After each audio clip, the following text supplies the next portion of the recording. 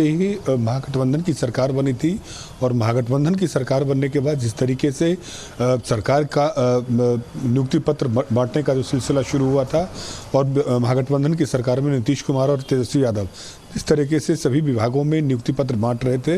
उसको लेकर के शुरू से ही राजनीति हो रही थी। और बीजेपी ये आरोप लगाती रही है कि जो भी नियुक्ति पत्र अभी बांटे जा रहे हैं वो तमाम एनडीए के शासनकाल में इन लोगों को नौकरी दी गई थी। लेकिन महागठबंधन के तमाम बड़े नेता बीजेपी को रोजगार के मुद्दे पर घेरने का प्रयास कर रहे हैं और लगातार वो बीजेपी को घेरने के लिए जो केंद्र सरकार के जो वादे थे 2 करोड़ नौकरियों को, उसका हवाला देते हुए और बिहार की नियुक्ति पत्र को देखते हुए बीजेपी को घेरने का प्रयास कर रहा था। अब बीजेपी ने अपनी रणनीति बदली है और इसी रोजगार को अब दूसरे रूप में बिहार सरकार को घेरने का प्रयास कर रही है। और जिस तरीके से संजय जायसवाल ने आज 2,34,000 नियुक्ति की मांग को लेकर के कहा कि एनडीए के शासनकाल में 2,34,000 नियुक्ति को लेकर के सहमति बनी थी और अभी तक बिहार सरकार उन पर अभी तक कोई काम नहीं कर रही है। तो पहले भी संजय जायसवाल बिहार सरकार को अल्टीमेटम दे चुके थे कि 13 दिसंबर से पहले विधानसभा के जो शीतकालीन सत्र से पहले सरकार को इस पर घोषणा करना होगा, नहीं तो आंदोलन होगा। लेकिन जैसे ही कुढ़नी के चुनाव में बीजेपी को जीत मिली है, बीजेपी के लिए विटामिन का काम कर रही है और बीजेपी अब एग्रेसिव मुद्रे में आकर के सरकार को घेरने का प्रयास कर रही है और रोजगार के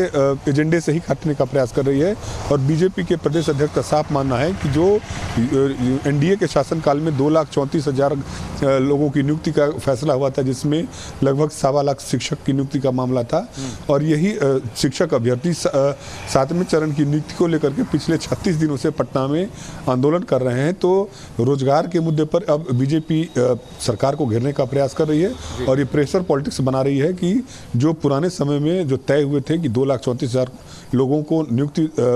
नौकरी दी जाएगी, जल्द से जल्द सरकार उसको पूरा करे। आदित्य, आप कह रहे हैं ये प्रेशर बनाने की कोशिश है बीजेपी की। आदित्य, एक आम व्यक्ति के नजरिए से अगर इस बयान को देखें तो वो ये मानेगा कि पूर्ववर्ती सरकार ने, मतलब गठबंधन की हम बात कर रहे हैं, पूर्ववर्ती गठबंधन की सरकार ने 2.5 लाख युवाओं के लिए नौकरी की व्यवस्था की थी और अभी भी सरकार नियुक्तियों और नौकरियों पर ही फोकस कर रही है। तो ये आंकड़ा कोई बड़ा नहीं है, इसे पूरा किया जा सकता है। तो क्या लगता है कि मौजूदा सरकार इस प्रेशर को घोषणा करके दूर कर सकती है?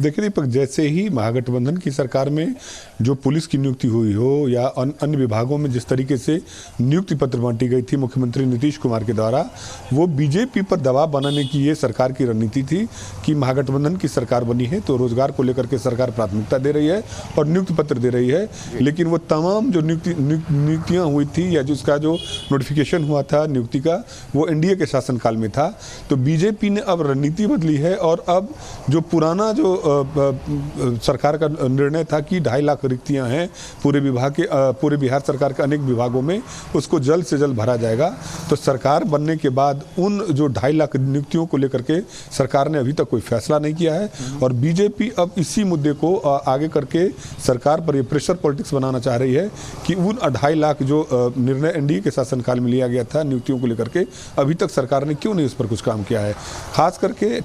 जो शिक्षक अभ्यर्थी को लेकर के जिस तरीके से मुख्यमंत्री के सभाओं में वो लोग शिक्षक अभ्यर्थी विरोध करते आ रहे हैं और बीजेपी के कार्यालय में जाकर के शिक्षक अभ्यर्थी बीजेपी के नेताओं से मिले हैं, तो बीजेपी को बैठे बिठाए एक मुद्दा मिल गया है और रोजगार के ही मुद्दे पर बीजेपी चाह रही है कि जो महागठबंधन का जो ये कहने का प्रयास किया जा रहा है कि महागठबंधन की सरकार में हम नौकरी बांट रहे हैं, तो ये याद दिलाने का प्रयास किया जा रहा है कि 2.5 लाख के आसपास जो निर्णय लिया गया था, युवाओं के हितैषी बनने की एक होड़ सी मच गई है, चाहे वो पक्ष हो या विपक्ष हो, वो खुद को युवाओं का हितैषी साबित करने में जुटा हुआ है। देखना दिलचस्प होगा आगे क्या होता है। आदित्य, आप बने रहे हमारे साथ।